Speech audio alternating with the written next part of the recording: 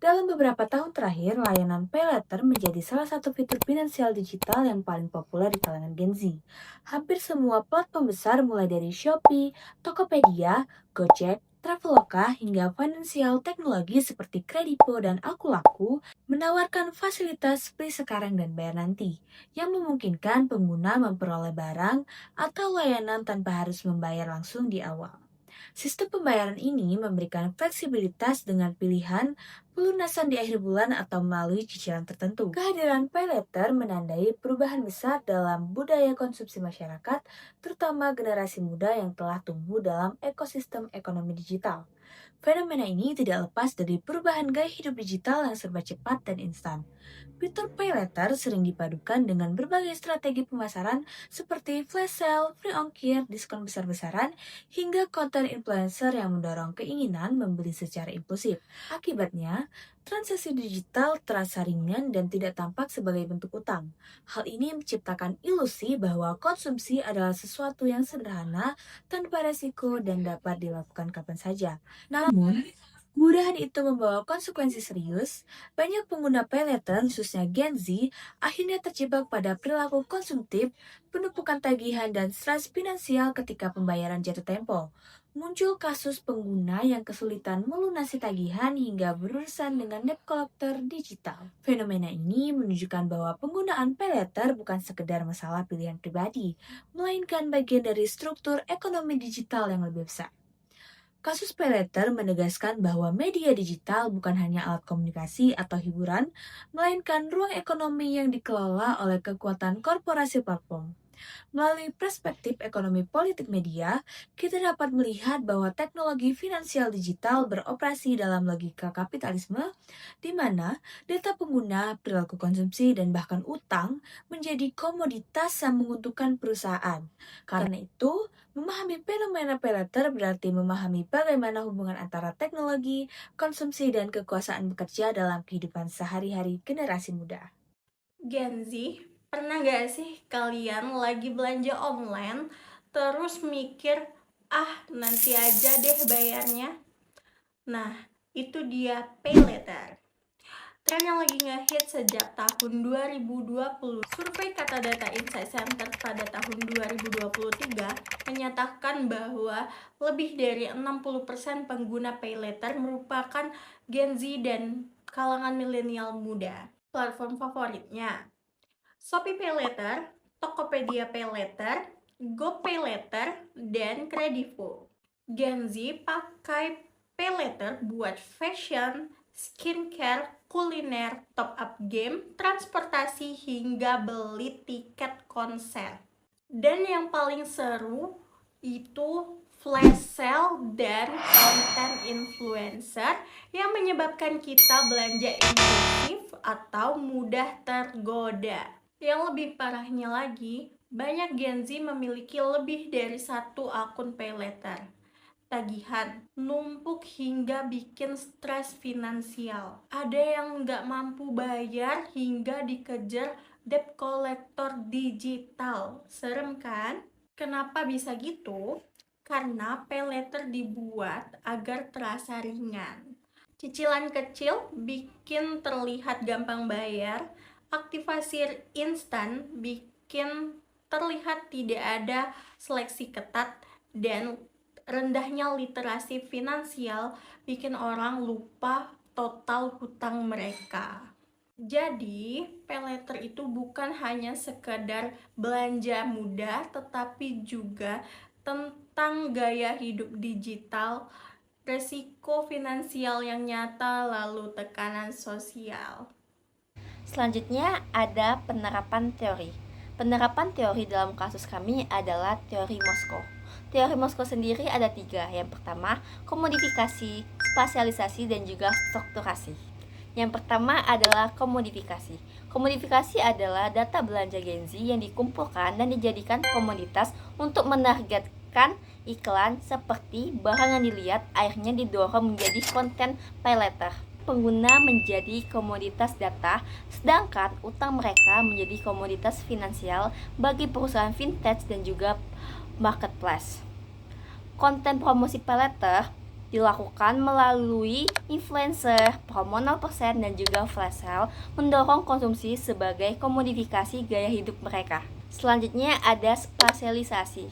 Spasialisasi adalah transaksi utang digital melampaui batas fisik.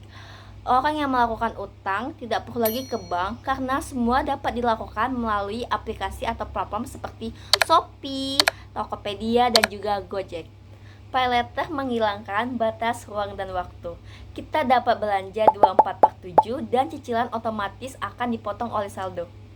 Infrastruktur platform internasional memungkinkan penetrasi ekonomi digital ke seluruh wilayah Indonesia, termasuk daerah yang tidak memiliki akses bank. Dan yang terakhir ada strukturasi. Strukturasi adalah kekuasaan ada di tangan pemegang platform seperti Shopee, Gojek, dan juga Kredipo yang mengatur limit pengguna, bunga, penalti, dan juga algoritma. Gen Z berada dalam struktur kekuasaan yang tidak seimbang. Mereka bergantung kepada kemudahan paylater, tetapi mereka tidak memiliki kontrol atas aturan yang dibuat oleh perusahaan. Negara baru membuat regulasi minimum terhadap fintech sehingga kontrol masih dominan pada korporasi. Dampak positif dari penggunaan paylater oleh Gen Z yang pertama, Gen Z punya akses mudah membeli kebutuhan tanpa harus punya kartu kredit. Paylater mempermudah Gen Z untuk membeli barang atau jasa secara cepat. Tidak perlu proses verifikasi bank yang panjang, cukup dengan KTP dan data dasar. Ini membuat transaksi lebih inklusif untuk Gen Z. Yang kedua, membantu ketika ada kebutuhan mendesak seperti transportasi, makan, maupun kebutuhan akademik. Paylater berfungsi sebagai dana talangan instan. Yang ketiga, mendorong inklusi keuangan digital. Dengan paylater, banyak Gen Z mulai terbiasa dengan sistem pembayaran. Lalu ada dampak negatifnya. Yang pertama, munculnya perilaku konsumtif dan belanja impulsif karena transaksi terasa tidak nyata. Paylater membuat proses membeli jadi terlalu mudah karena tidak mengeluarkan uang secara langsung. Pengguna merasa tidak benar-benar mengeluarkan uang. Akibatnya, belanja impulsif meningkat. Yang kedua, banyak Gen Z terjebak utang digital, memanfaatkan banyak aplikasi paylater sekaligus. Hal ini membuat total utang tersebar dan sulit dipantau. Akhirnya tagihan menjadi menumpuk. Yang ketiga, tekanan psikologis karena tagihan menumpuk. Ketika jatuh tempo semakin dekat, pengguna merasa cemas hingga stres memikirkan cara membayarnya. Yang keempat, ketergantungan pada platform yang memonetisasi data finansial pengguna. Setiap transaksi yang dilakukan lewat paylater menghasilkan data riwayat belanja, pola konsumsi, hingga kemampuan membayar. Ini menempatkan Gen Z dalam ekosistem digital yang memanfaatkan data mereka untuk keuntungan ekonomi. Implikasi jangka panjangnya, yang pertama, platform paylater semakin kuat karena mengumpulkan data keuangan besar. Semakin banyak Gen Z memakai paylater, semakin besar kekuatan platform vintage dalam memegang data perilaku finansial masyarakat muda. Data ini menjadi aset ekonomi yang sangat berharga dan memperkuat dominasi mereka di pasar. Yang kedua, jika tidak disertai literasi finansial, Gen Z menjadi target paling mudah dari kapitalisme digital. Gen Z yang tidak paham manajemen keuangan rentan menjadi konsumen pasif yang terus dipacu untuk membeli.